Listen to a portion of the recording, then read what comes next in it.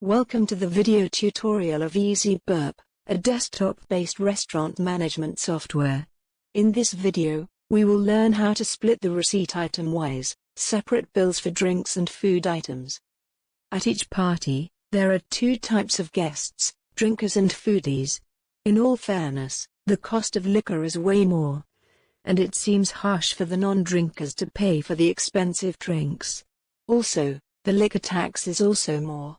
Or it may happen that there are two friends, one just ordered a dessert, and the other ordered a meal and liquor, and during settlement, if they decide that they will pay for the food which they have eaten.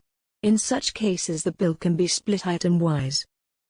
Let's check out the process without any delay. Get into Dine-in. Select the table. Select the orders and make a receipt. Click on Print and Finish to generate the receipt.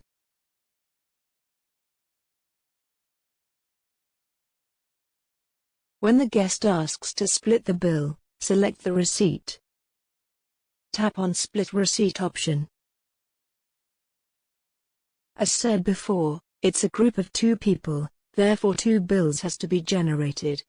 Put the number as 2 here. Select Method Split by Quantity. For an example, the guests had ordered 5 items in total, and one of them just had 2 items. Select the item, in case a common item was ordered by both the guest, and to move a specific quantity to the new bill, select only one item. Click here to make a new receipt for the selected item. Select the quantity. Again select the item which needs to be moved. Click on Finish to split the receipt.